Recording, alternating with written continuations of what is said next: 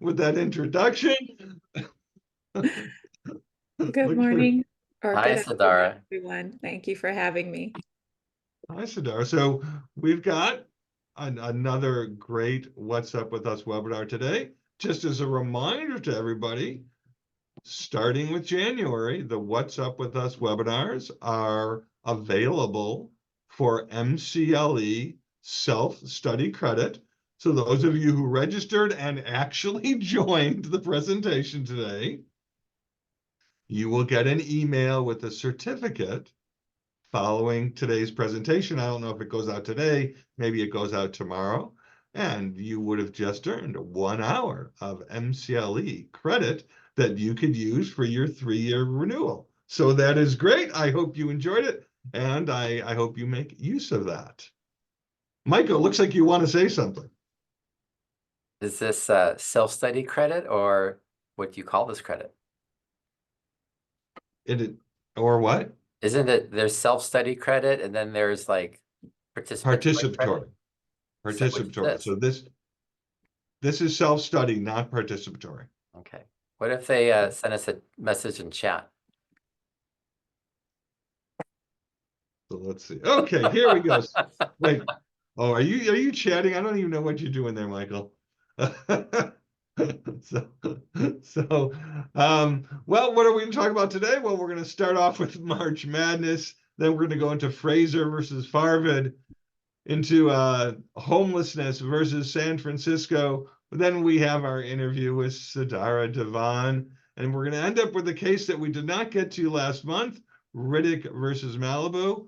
And there's actually a lot of upcoming activities through the real property law section. So I want to make sure we have some time to talk about what's coming up to prepare our listeners, because there's bound to be something there that we think you are interested in. So let's look at March Madness. And we start off with this question: why is attending What's Up With Us a little like setting your NCAA tournament bracket? So, wow, Michael and Sadara, you probably both already saw my slide. So if you did, don't answer. If you didn't, what's your guess? Okay, we'll pretend that you saw it. Yeah. Okay, well, here we go. Why don't you There surprise may us? be no guarantees in court or on the court, but the better informed you are of your opponent, right, or of the law, the better chance you have once you get into either court. So we're glad to have you all with us on What's Up With Us. And let's, oh, I think I went too far. Here we go. Let's look at Fraser versus Farvid, a case decided in February of this year by the Second District Court of Appeal, Division 8. And I'll just give us a brief summary. I know, Michael, we were talking a little bit beforehand, and he's chomping at the bits to talk about this case. But Michael, why don't you just let me get through some of the summary here, and then we'll let you attack, much like the attack dog in Fraser versus Farvid, okay? And don't forget, just because it's a guard dog doesn't make it a bad dog. That's exactly right. And that's what we're going to go into. So in August 2018, plaintiff was walking her dog when attacked by 2 pit bulls. The 2 pit bulls were owned by a tenant and had escaped from the house which the tenant was renting at the time. The dogs injured the plaintiff. We don't know to what degree, but that's not even contested in this particular case. In October, so just a couple months later, the plaintiff sued the tenant and the landlord. Plaintiff wound up settling with the tenant. For how much? We don't know. All we know is that there was a settlement. That was really not an issue in this particular appeal. Case went to a jury trial. The jury found the landlord liable for the tenant's injury in an amount, it was just over $600,000. The landlord filed for a judgment notwithstanding the verdict. So all of these procedural things that I, as a non-litigator, don't know a whole lot about, but fortunately, we've got two litigators here with Michael and Sadara who could tell us more if they're relevant here, right? So the case went up to the Court of Appeal. What did the Court of Appeal do? Well, it started off by its opinion by saying, well, here's what the rule is for dog bites in the state of California. A landlord is only liable for a tenant's dog's vicious acts if the landlord knew or must have known. So it's not should have known, it's not might have known, it's actually knew or must have known. Real critical there, right? Of the dog's dangerous propensities. Only in that situation is the landlord responsible to a third party for an injury caused by the tenant's dog, or dogs in this case. So what are some additional things that might be good to know about this case? The landlord was living in the house, moved out, wound up renting to the current tenant in 2015. The landlord, because they had previously lived there, was friendly with the neighbor. The landlord maintained contact with the neighbor. And in 2017, so a year before this injury happened, the tenant's neighbor wound up sending an email to the landlord. And the tenant was sort of complaining, the landscaping is unkept, there's weeds growing in the side yard. The place basically is not as nice as it was when you lived here, former neighbor.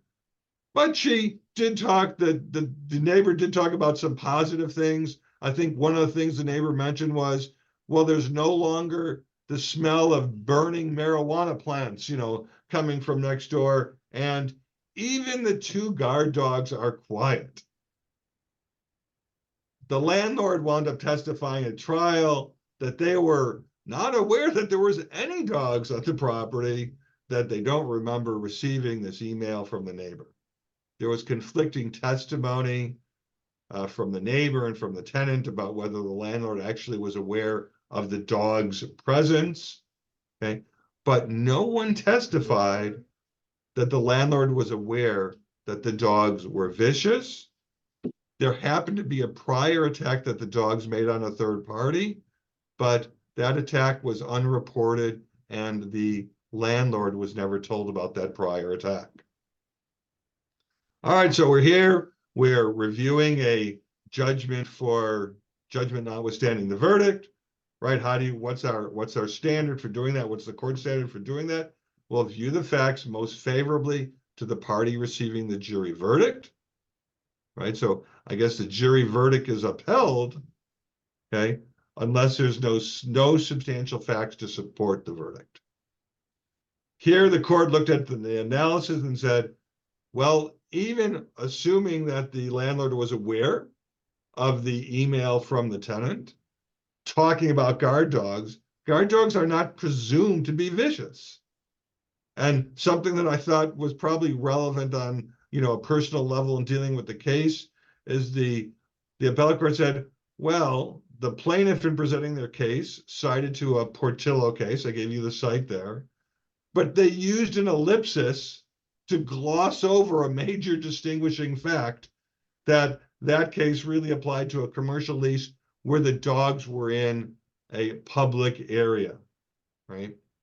And the court went on to say there was no reasonable basis for drawing an inference from the May email from the neighbor that the defendant knew or must have known that the dogs were dangerous, okay?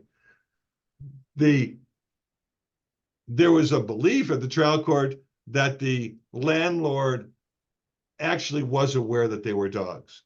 But the appellate court said, well, just because you were aware of dogs does not mean that you were aware that the dogs were in fact dangerous. So in the absence of any evidence that the dogs were dangerous, we need to support the judgment notwithstanding the verdict. I just love the fact that the appellate court held the plaintiff's lawyer on making a misquote. And essentially they're saying, hey, you tried to misrepresent the status of the law to the appellate court. Michael, we've been holding you back for about 3-4 minutes now. So go ahead. I'm not at all I'm not offended by this decision.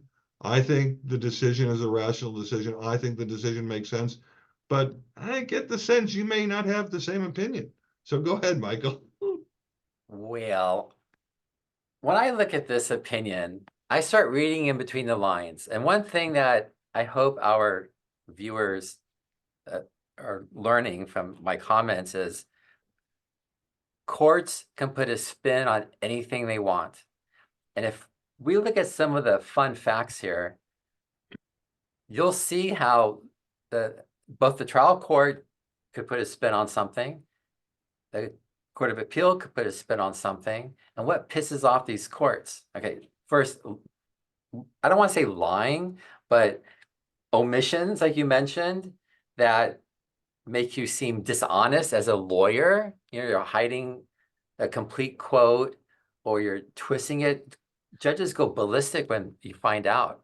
I had something this morning in the case I had, and I saw how I pushed the right button and the judge went off on the other side. And don't be smart and give the court this amount when the whole quote is like this. You can't do that. But let's look at some of the facts here. The defendant, tenant, okay, who was, I guess, a partial property manager for $50 a month rent reduction. These dogs, she called these 2 pit bulls her emotional support animals. There's a whole set of law about emotional support animals. And yeah, you can have pit bulls as your emotional support animals, but 2 pit bulls? But guess what? Where did these pit bulls come from? It said they came from some rehabilitation ranch. Why were these pit bulls on a rehabilitation ranch? Because they probably were vicious and untrained and had a propensity for attacking people and other animals, like the lady that was walking down the street carrying a little dog. Okay, what else is going on here? If I'm a judge here spinning little facts, why were there 2 pit bulls there? Because the tenant was growing marijuana, right? The pit bulls are there obviously to protect the marijuana that was being grown. Maybe it's not being burned anymore. I don't know what that means. Burning to inhale it, burning to entertain the neighborhood, burning to get rid of it before the cops come. I have no idea. But these pit bulls probably had a propensity to be violent. Maybe not for that tenant, but guess what? They were violent. What else happened? That tenant left the gate open, okay? That's a big deal. And it was like the second time. So there's some other little facts there that I feel really bad for the poor person that got, mauled and attacked here. But But so those are some far, of the facts. Michael, so far though, you're talking about attributing blame to the tenant, but the tenant wound up settling. We're dealing with the landlord here. Oh, now we get to the landlord. So we get, Okay. this is what I understand. They mentioned how the landlord didn't produce this email that you mentioned, okay, about, oh, you got these guard dogs, okay? Normally during a trial, the judge again goes ballistic. You mean there's an email that during your deposition you didn't produce, but then when a third party got subpoenaed and a third party produced it, it contradicts your deposition testimony? That's a big deal. Judges usually go ballistic on that, and that usually embarrasses you in front of the jury, and they're going to focus on that. That's Court of Appeals, like, who cares? Who cares? It calls him a guard dog. It's a pet. It's an emotional support animal. I think that's wrong. This appellate opinion is just wrong. I don't know why they did that. Okay. But I will agree with the Court of Appeal is some of the theories. Just like in criminal cases, you can't overplead your case. You can't have like all these counts that don't make any sense. In a civil case, you got to do the same thing. Or the theory, respondeat superior. I agree with the Court of Appeal. This is not respondeat superior because the lady got a $50 a month rent reduction for taking care of the yard. Okay, so they're right on that. But is there an inference that the landlords knew that the dogs were dangerous? I think there sure was. Okay. And for a JNOV in particular, courts, there's so many cases, like 160 years of jurisprudence, give deference to the jury, okay? This judge, who I can make a comment about also, I would have respected the jury's verdict here. So I will argue back just for a moment, and Sadara, I get the sense you want to chime in here too. So you're going to do so right after I have my 2 cents, which is, hey, we can't ignore the fact that the law says landlord has to know or must have known. So an inference probably isn't enough. Michael, I agree with you. One probably could make that inference, but why couldn't the plaintiff, through discovery, have found some stronger evidence that the landlord was aware or must have been aware of the dog's dangerous propensity? That why did the landlord, if the landlord was at the property and the landlord saw the dogs, was there no evidence of the way the dogs greeted the landlord or were acting at the time the landlord was at the property? So I don't think we can take an inference and take that inference to the step of the landlord must have known if we don't have any evidence that the landlord actually did know. All right, Sadara, go ahead. You're nodding your head. I don't know if it's in response to something I said or Michael said, but what do you have to say? Well, I'm nodding to both of you, and I agree with both of you, actually. I don't think that the inference can be made just by the use of the term guard dog. We've got dogs, they have different temperaments, they have different characteristics, and some of them we attribute to certain breeds of dogs, pit bulls in particular. And I think it's fair to look at that and the implication of just having 2 of them.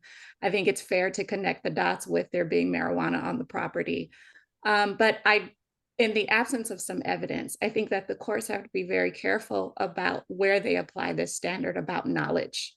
And I think it requires more than just the use of the term guard dog and just an email saying, hey, the guard dogs are quiet, to give or to impute to the landlord some actual knowledge. Yeah, I mean that's the cases. The case law is that it has these phrases about actual knowledge of the dog's vicious nature, and the trial of fact can spin this however they want. That's the problem. What is actual knowledge? Right. Well, so Michael, I think you gave a perfect lead in to our next case when you say that whether it's a trial court or whether it's an appellate court, they're able to kind of put their own spin on a particular set of facts. And to me, that is a really good lead in to our next case, which is the Coalition on Homelessness versus City and County of San Francisco. And this is just one of 3 big cases addressing the issue of what can a government body do about, whether we say homeless, whether we say unhoused, it doesn't matter, about people who are essentially living on the streets or sleeping on the streets or on the sidewalks or in other public areas. So let's kind of go through some of the basic facts here. I got 2 screens dealing with this case because it is my favorite type of case because there's a dissent. And what I love about a case with a dissent is that I think, generally speaking, when a person makes it up to the Court of Appeal, for the most part, judges on the Court of Appeal tend to be knowledgeable, tend to be well thought out people, right? So now if we have a disagreement, that's what makes for a great case, right? Because cases where we're not sure cases, if you're sure how it's going to go, probably going to settle that case more often than not. Cases where we have a difference of opinion, that's why we have courts of appeal and Supreme Courts. So I'm going to go into what happened here. Well, we have an advocacy organization on behalf of certain homeless people that brought an action against San Francisco, saying that the ordinance that it established, basically causing for people to be fined or moved who are on the streets, that it violates the 8th Amendment prohibition against cruel and unusual punishment. And then there's also a claim dealing with 4th Amendment and confiscation that they really don't get into in this case. The plaintiffs moved for a preliminary injunction to stop the city from enforcing the ordinance. The trial court, Northern District for California, granted the motion for a preliminary injunction, okay? City, you cannot enforce your ordinance. The city appealed. Case went up to the Ninth Circuit Court of Appeal. The majority says, well, we're going to address the contention that was raised by the city that there's two elements in San Francisco's ordinance that distinguished this case from two other Ninth Circuit cases. You see them later on, Martin versus City of Boise and Johnson versus City of Grants Pass. And the city raised the fact that it said, well, this is not just an overall prohibition. There's a limited geographic scope to the encampment resolutions. In other words, we're not going to enforce this citywide all at one time. We're just doing certain blocks at certain periods of time. And this does not apply to all hours of the day, right? The prohibition only applies basically during daytime hours, 7 a.m. to 11 p.m. So the city's saying, here we have these arguments where you do not have to follow prior Ninth Circuit rulings. Well, the majority was not convinced. The majority said, city, you raised these on appeal for the first time. You did not raise them below. We're going to consider those arguments waived, and we're not going to use our discretion as an appellate court to bring those issues up. Okay. The court went on to say, city, you did not show that the injunction was improper. Okay. It is our duty. We see this in the second to last paragraph here. We are bound by the law of our circuit, and only an en-banc court or the U.S. Supreme Court can overrule a prior panel decision. In this case, two prior panel decisions, both the Boise case and the Grants Pass case. The majority said there's a dissent, but the dissent, what you're really doing is you're arguing the substance of the case. We're not addressing the substance of the case. We're saying those arguments weren't raised. We don't even need to get to the substance of the case. We don't have to address whether the ordinance violates the Eighth Amendment, because that's not before us right now, and that issue has already been decided. Well, I have something there about the stay order. Subsequent to this case being decided, the U.S. Supreme Court has taken up the Johnson versus Grants Pass case. And so the city said, well, we'd like a stay in our case, the San Francisco case, pending the U.S. Supreme Court's decision in Johnson. That stay was granted. Let me quickly get to the dissent. Then I turn it over to Michael. The dissent here represented 23 pages of this 31-page decision. Again, Judge Bumate here, there's really a sort of dissertation on Eighth Amendment law that was the underlying basis for this decision, the underlying basis for the Martin and Johnson case. And I thought a few quotes would kind of give you the sense of the dissent here. Okay. As the Supreme Court makes clear, it is claims that are deemed waived or forfeited, not arguments. And here the city was making arguments about the limited geographic and time scope of the ordinance. Contrary to the majority's contention, none of San Francisco's arguments require factual development. So here's a court of appeal. We don't need to decide any facts. All we have to do is look at the laws that are already in place. And you talked about, making something unfavorable to the parties or their lawyers in the prior case. What did the dissent say? Well, that was something the district court apparently failed to do. Not nice to the district court here. Because the dissent believes that the prior decisions did not apply, it says we should not have ignored the district court's erroneous application of our precedents.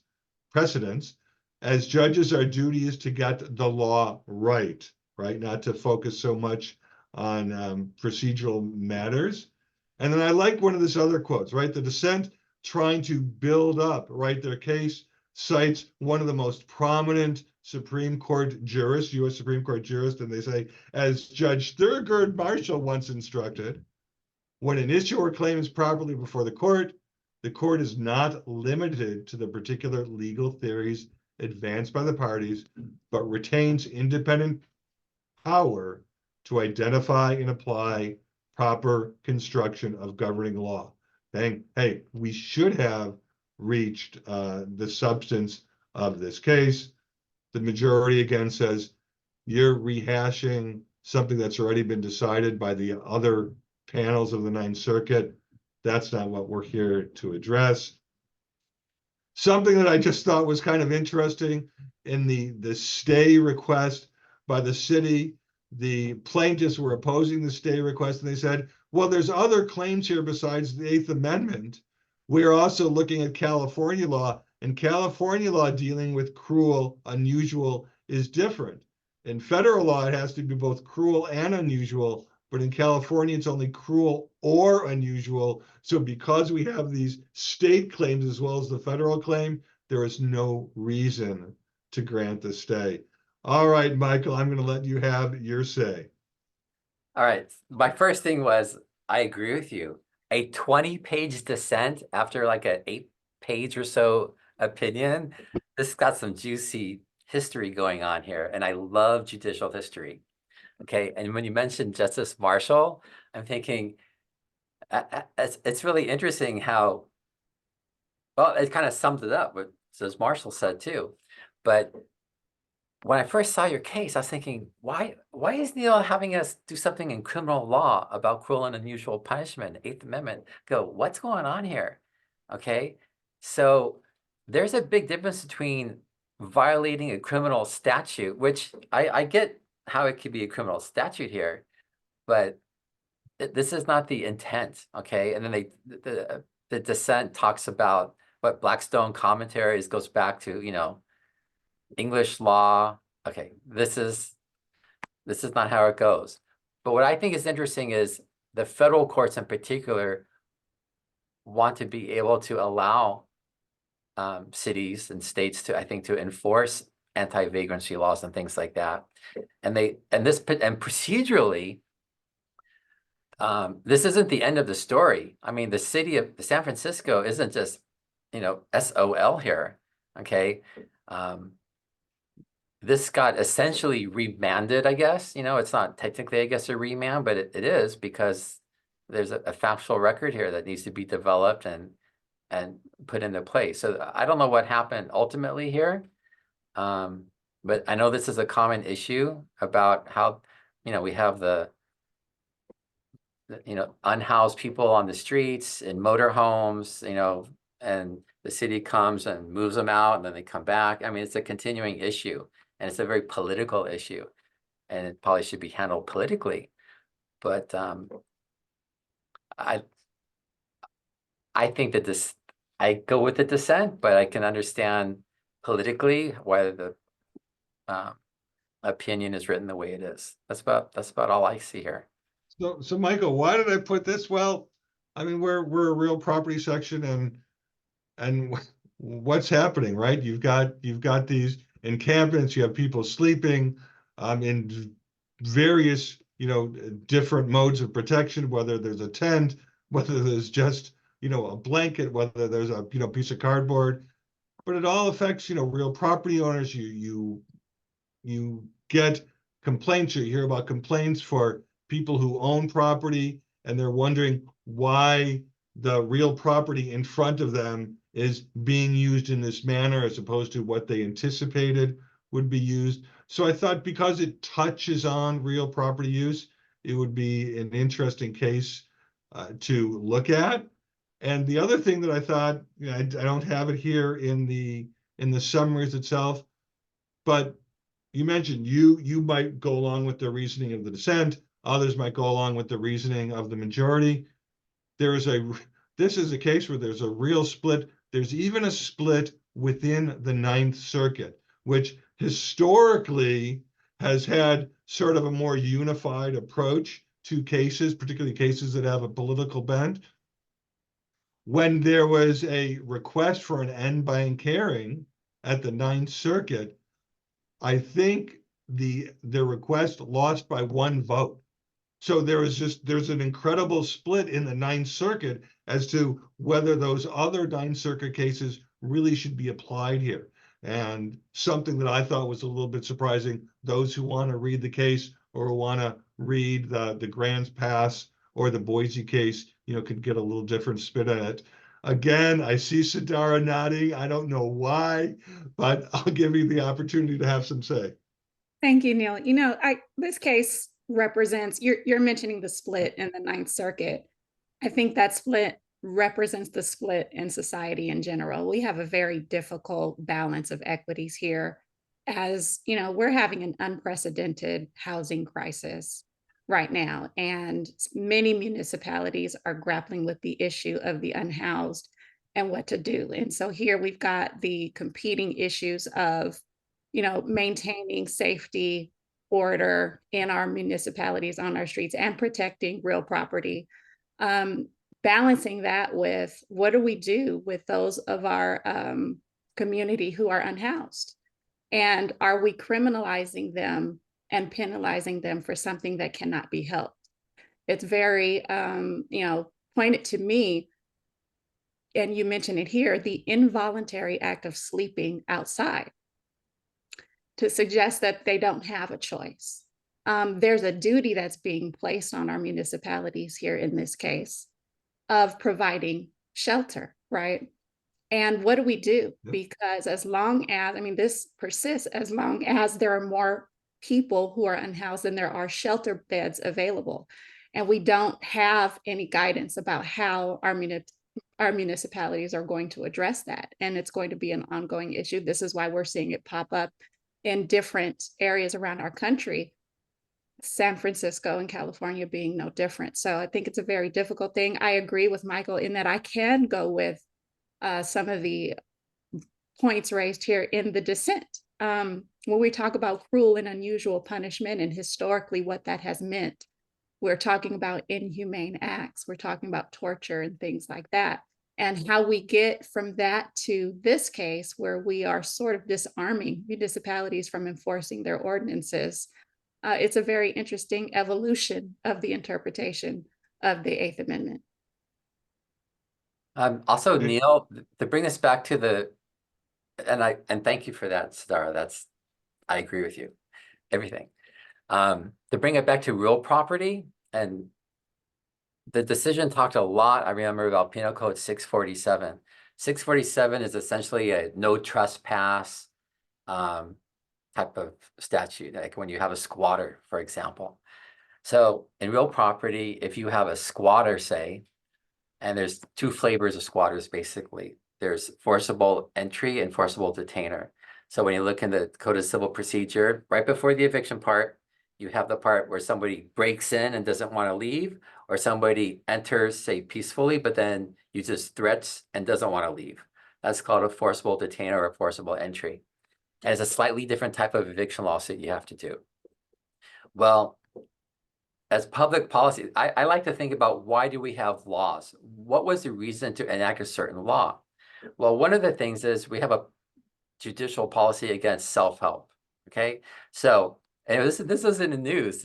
I think there's a lady in New York that inherited like a multi-million-dollar house, and there's some squatters in there, and she apparently, I didn't read the whole article, but like kicked them out somehow. Like, I don't know, hired some thugs to kick him out. I don't know what she did, but she got arrested. She's getting prosecuted. She's getting in trouble because it looks like she did self-help. Well, 647 is to allow law enforcement to enter the property and remove the squatter, as opposed to the property owner who might get injured doing it, might injure the squatter, which you don't want to injure anybody. Okay, so there's crossovers, as Neil, probably inherently saw, between even criminal 647 squatters and civil real property law that we deal with. I just wanted to mention that. That's another reason we have to deal with this issue. And I like your mention of that, because part of society, you want to the extent possible, minimize conflict, right? To minimize people who get hurt. But I'm going to move on from this case and go to, hey, our interview with Sadara. So Michael, you're going to take the lead on the interview. We already have a sense of Sadara, but hey, take yourself off mute, Sadara, because you need to be talking, answering questions for the next 10 minutes or so. Well, thank you, Sadara, for joining us. It's my pleasure. Thank you for having me. I know that Neil met you and he was very impressed, and we chatted a little bit, and I'm impressed too, especially when you said I look younger than I really am. But anyway, so I just want to, you do civil real property law. Is that a focus of your practice? I do, yes. Okay. And what have you learned from your practice that surprised you and before you even became a lawyer? Although I think you've been a lawyer like a long time, right? This is my 10th year, actually. Okay, yeah, for us, that was like 2 days ago. But so before you became a lawyer, did this turn out to become what you thought it would be? No, because I was on a different path, quite honestly. I started my real estate career in 2005 as a real estate agent with RE/MAX, and eventually went to law school, and at that time had intended to pursue a career in the district attorney's office. And so I thought that criminal law would be the thing for me. And I quickly learned that I was not a good fit for that part of the profession. And eventually I decided to combine the two careers, but I didn't know that I would feel such a tremendous burden to be an advocate about real property. And I also didn't know how my real estate career as an agent and eventually as a broker would prepare me to practice law. The combination of the two has really been helpful for me, but I did not know that I would feel like an advocate when I got on this side of things, but I do. My feeling is you're going to be more of a problem solver, because as a broker, you're trying to help people find a home, help negotiate for them. And I just have a feeling, is that correct? That you're more of let's find a solution that works here for everybody? Yeah, very perceptive. Yes, I am.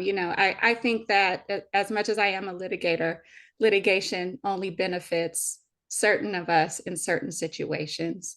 And I've found that early resolution is one of my preferences, actually. It helps the client move something along. It helps them to either secure or protect an investment in a property that could mean different things to different folks. But that's my emphasis. That's probably more my focus and my passion, more so than litigating and duking it out, unless we absolutely have to do so. And you're also involved in helping to educate other lawyers, right, through the LA County Bar? Yeah, so I've been fortunate to be a part of Los Angeles County Bar Association Real Property section. And that section has a lot of programming around commercial real estate. My background includes commercial real estate practice, but more so residential. And so as I became involved with the real property section, we began to talk about the need to highlight residential matters. And so from those conversations and some suggestions that had been sort of parsed through our executive committee for some time before I ever came along, we decided that we needed to carve out a section specific to residential real property matters. And I was volunteered and voluntold, but also, being able to have the conversation based on experience in residential real property as a broker and a lawyer, it has helped me to think about what's important for us as practitioners to focus on so that we can help our clients and one another. Okay, and then I think tomorrow you're going to be involved with putting on a webinar. We are. Yes, thank you. So we are hosting, and everyone's welcome to join.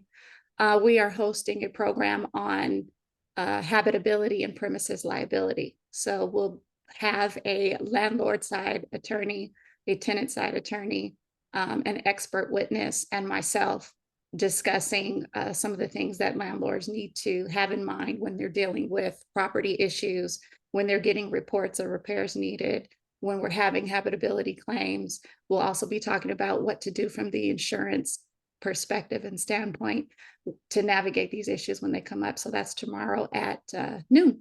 Okay, great. And I hope that you talk a lot about insurance. Insurance is one of my, I don't want to say pet projects, but insurance is critical because you don't want to use your own money to settle a case. You don't want to use your own money to pay for defense of a case.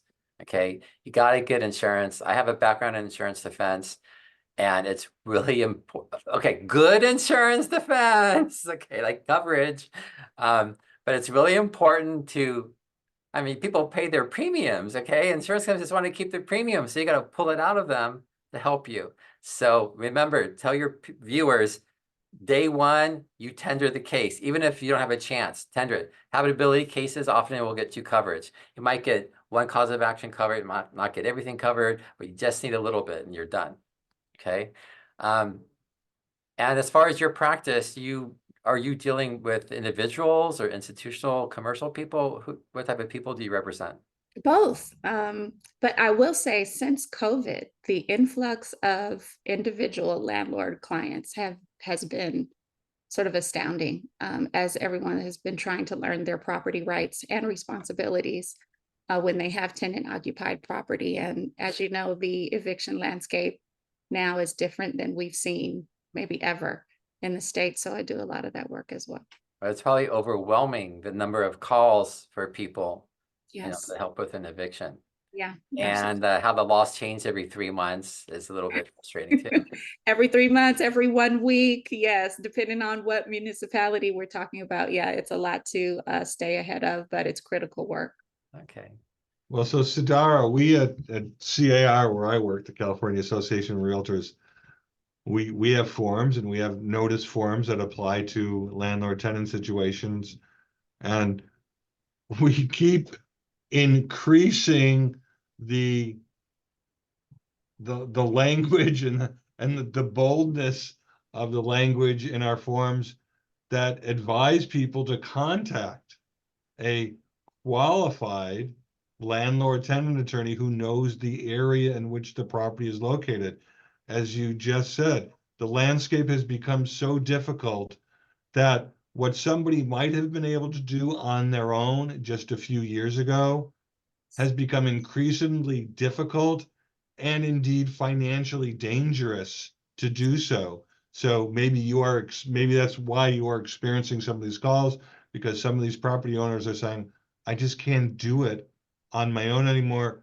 I've got two quick things to say before we get to our next case. One is, I think Michael kind of summed you up well as a real estate broker and is talking to you. What do brokers do? They want to make deals, right? That they want to bring parties together and they look for ways to accomplish that. And it sounds like you are doing some of that in your law practice. And I just wanted to, maybe invite a non-client to call you, but some of our listeners, we've got listeners throughout the state, and maybe they belong to a local bar association. Would you be willing to talk to somebody if they say, how did you establish this residential subsection, to maybe give them some tips? Would you be willing to do something like that?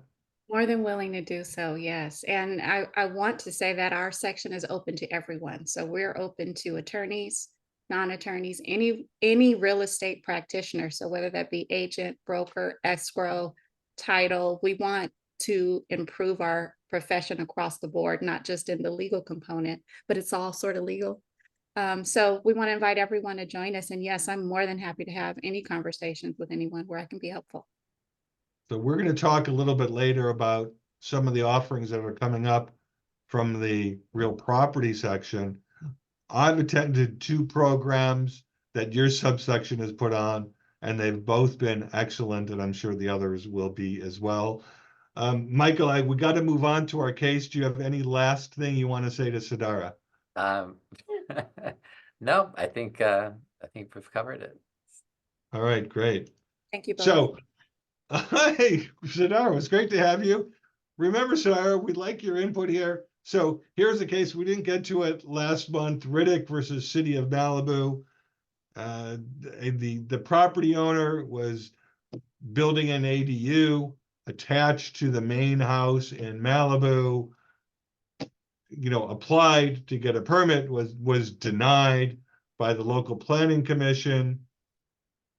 Excuse me. The plaintiff sought a writ of mandate. So Michael, maybe you can, explain that a little bit better to me, that the city had a ministerial duty to approve the ADU permit application. What happened? The trial court granted plaintiff's claim for a mandate.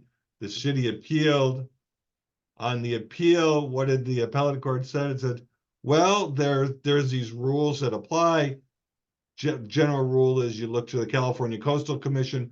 California Coastal Commission can assign their responsibilities at the local level. There was a local coastal program here.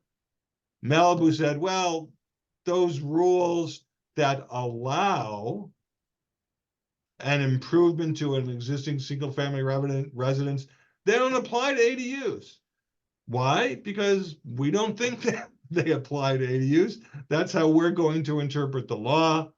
The appellate court said, well, normally we defer to local agencies, okay? But they said, not here. The language is unambiguous. There's no history of the agency giving interpretations of this kind. There is no explanation that they gave this serious, careful consideration. So we as an appellate court, we don't have to defer to the agency's interpretation of whether an ADU is covered by improvements to the existing single-family residence. They looked at the language in the city ordinance, and they said, hey, you know what? Guess what? It looks like the plaintiff, should have been granted permission.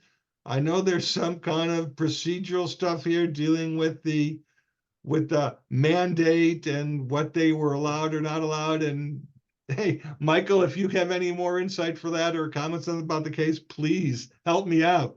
Okay, so writs of mandates is to compel the agency, in this case Malibu, to issue the permit, okay? And when they don't want to issue the permit, you file a writ of mandate. Very technical, a very short window of time for you to file your writ of mandate and then have the Superior Court make a ruling on that. So that's the process. And if you've never done it before, have someone else help you do it, because they can be very technical. And the judges that do these things know the rules inside and out. It's like a whole nother language, okay? I see what happened here. Essentially, like what you mentioned, the Court of Appeals said, Malibu, why are you interfering with this? This is not for you to say that we need the Coastal Commission or whatever to issue their permit or review this. The point of the ADU laws, there've been several new statewide ADU laws, is to make it more of the ministerial act to get ADUs issued to help. One thing is to help with homelessness, to have more units available for people to live. And I can say Malibu has their own way of doing things. I don't know why here they were upset and didn't want to help this property owner, but the Court of Appeal set them straight. Read the law. You can't interfere with this. You can't say they need to get another permit. You issue the permit, and it's a ministerial act in this particular case, where this particular ADU plan, issue it. That was it. I mean, I don't know what else there is to add for this one. Okay, yeah, well, the whole point of these ADU laws recently is to increase more housing opportunities out in the state, right? So, Sadara, what do you have to say about this case? I agree with Michael. I'm trying to figure out why we had to have this case go all the way to the appellate court. I mean, understanding the reason for the modifications to ADU law to increase housing. And I didn't see in reading the case any what I thought was a real or substantial justification for denying this permit. So I find it fascinating that we had to have this much litigation just to get to the point of the court having to say, well, there's unambiguous language, right? We can interpret it within the plain meaning of the statute, and that's exactly what we're doing. Oh, Right. and Neil, for a Michael fun fact, the trial judge, he's a good one. He's really smart. He's not, hasn't been, I don't know, maybe he's been 5 years a judge, but he was very good as a lawyer, very smart. Mark Young takes a lot of time. He's very thoughtful. He's someone that I'm certain very soon he's going to be on the Court of Appeal. All right, well, with that good word, let's move on to our announcements. By the way, I was just looking at our participants, and I see we have a local expert, local meeting member of the Real Property Section Executive Committee who knows all about this landlord tenant stuff. So, Anna, if you want to chime in, put a note in the Q&A or put a note in the chat. And I see we also have a visitor who was a former guest of What's Up With Us. So I'll just do a little quick shout out to David, who I notice is on there. So quickly here. So again, Real Property Law Section, part of our charge is to educate members and educate them on real property law and real property situations. So if you want to do a webinar, you can see right there, we've got great ones coming up, but maybe you've got a good idea that's not covered. Always willing to listen. Send your idea to marty@trianoburn.com. Maybe there's just an interesting case that you had or that you read about. You would like to, promote yourself a little bit. Write a short article for our e-news, our monthly e-news. Oh, and Neil, send can I it to interrupt you on Neil. that? Yeah, On that? go ahead. So What? I have written a series of I think there are 4 articles for the e-news that are coming out about grammar for lawyers, persuasive writing for lawyers, and how to win your case by writing appropriately for lawyers. I think you guys are going to enjoy it. I think so too. That sounds great. Michael, I want to remind everybody, I work for a company, so I don't have private clients. I wrote a couple of years back, I wrote an article for the e-news, and I was contacted several times with people who had questions about the article I wrote. So if you're thinking that you have some expertise in an area, really good idea. Write something for the e-news. You can get a lot of exposure for yourself and your practice. And if you are really into writing long articles, you like law review type things, well, we'd love to have you submit something to our Real Property Journal. Quickly, just look what's coming up, right? We're going to have a series on Indian law. And as I recently learned at our last Real Property Executive Committee meeting, Indian law touches so many elements of the law, including so many elements of real property law. And we're anticipating the first one to come out in April. We think April 25th. There's going to be something on the Coastal Act, manage retreat, the kind of disclosures that maybe should or need to be made, whether on the broker side or on the lawyer side. And the scheduled date for that is August 8th. Landlord tenant issues facing executors and administrators of estates, right? All the time we hear about cases, somebody died, there's somebody else living in the property. What rights do the executors or the administrators or the beneficiaries have with regard to the person who is living there, whether they have a lease or do not have a lease? One coming up on partition actions, which could lead to all sorts of real property sales. So interesting issues for not just for lawyers, but for real estate brokers as well. Title and trust issues, homeowner association issues. And there was just a big announcement last week. There have been multiple class action lawsuits filed by sellers against real estate brokers, the National Association of Realtors, several brokerage firms, state associations of realtors, and there's a proposed settlement dealing with that. And I know myself and Jose Mendoza are going to be having a class in the coming months addressing that big issue with a lot of big numbers in it because the damages that were awarded were kind of outstanding. And that was just in one case out of multiple cases. So really good stuff coming up from your real property law section.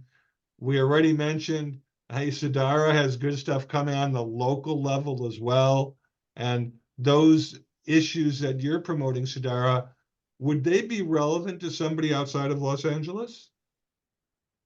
Would they be relevant? Yes, absolutely, they would. Oh, okay, great. So it's not just focused on LA law, so to speak, but more generic law that applies statewide. Okay, so Yes. that's good news. Good to hear.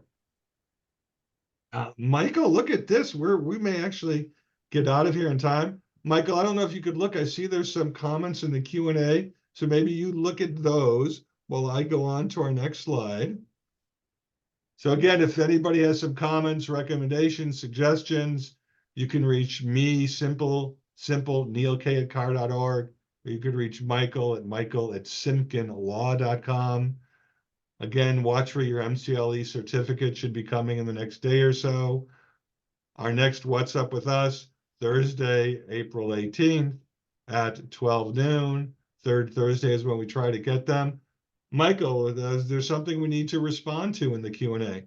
Not really, but I appreciate that someone, Judith, is looking forward to my grammar articles. I'm telling you, it's good stuff, really good stuff. And someone else asked about the NAR case, and it's not quite settled. I mean, because not only is there, say, one primary case, but like Neil mentioned, you could have the same case in every jurisdiction, like in every, all over. Okay, so I know that they're working on that, and I'm fascinated by that case. In fact, that case is spilling over to Canada. Okay, since you guys know I'm a Canadian lawyer, it's spilling over to Canada too. So that I'm looking forward to see what Neil has to say about that. Yeah, well, there's still a lot of questions that are unanswered with that. And I have to emphasize, it's a proposed settlement. It still needs approval by the court. The court is probably will be getting input from different potential plaintiffs, from different potential defendants. And we expect that the U.S. Department of Justice is probably going to chime in. So big case, big dollar amounts involved, and we will give you more answers as they come when Jose and I try to address that to educate our members and yours as well, Sadara. Okay, look at that. I think we are coming in right on time.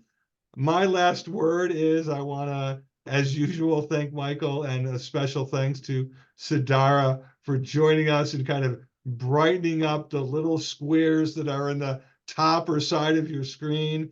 And we wish you good success, and you gave us great input today, so thank you. Sadara, do you want to say something before Michael closes us out? I just want to thank you for the opportunity to join today and appreciate being a part of the discourse and the discussion, and looking forward to continuing to participate with this section. Right, thank you. All right, well, thank you, Sadara and Neil. And if any of our viewers want to be a guest, we're open. Interesting lawyers is who we want to, meet and talk to. Everybody had, here's I'll sum this up. Every lawyer I've ever met has something they excel in. I may think they're a buffoon on something, but they all know something that I don't. And you know what? I enjoy that. Okay, great, Michael. Thank you. I love having you here. Thank you, everybody. Hopefully, we'll see a lot of you next month. Bye. Good luck with your March Madness brackets. Thank you. Bye.